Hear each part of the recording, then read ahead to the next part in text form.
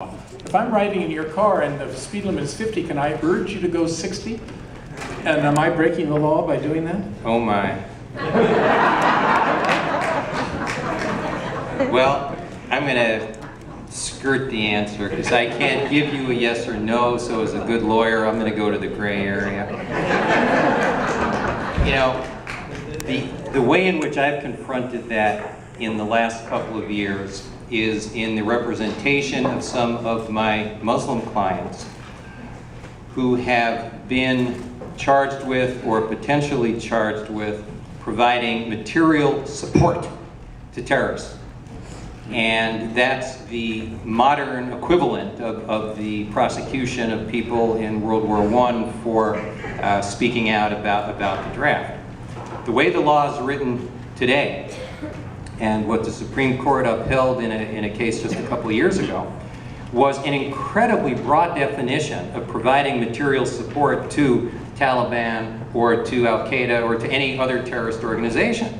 So that if you look and you say, well, you know, the Taliban have a hospital, and the Taliban hospital is actually providing you know, a good service to people in Afghanistan who need medical care. And you say, I want to give some money to that hospital. What the law says is that by giving money for that hospital treatment, you're freeing up dollars that the Taliban can now use to buy a gun. That's a crime. And I think that we have gone too far in saying that speaking about and promoting the donation of money for that purpose or giving money for that purpose is criminal. Now, if this were a law class, we could probably spend an hour or two debating that, but this isn't that forum. But that's my thought. I mean, that we do go too far. And I think we are going too far today in a very concrete way, primarily against a very clearly definable minority.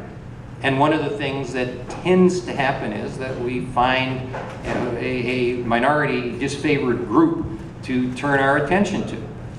You know, Deb's the socialist. Ooh, socialism. Evil, 1916. Well, I guess they called Obama socialist in the most recent election, so maybe it's still evil.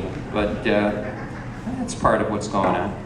But this fellow who was indicted just a couple of weeks ago here in Portland, I don't think you're defending him, Stephen, but can you remind us of the facts of that? Are you familiar with that? I can tell you what's in the newspaper. And let's assume that the Oregonian, with which I think you have some connection, has got it right this time. You can always believe it. It's in the Oregonian.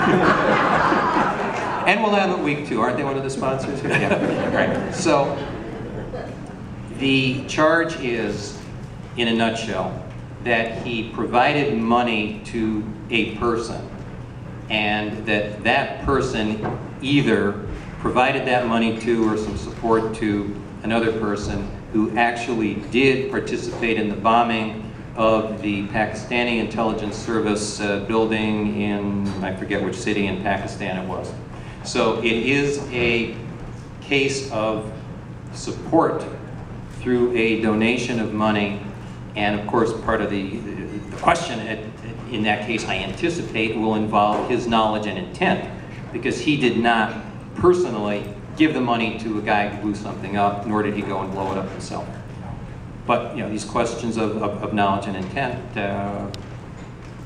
I anticipate will be part of what we're looking at and reading about in this city in the coming months.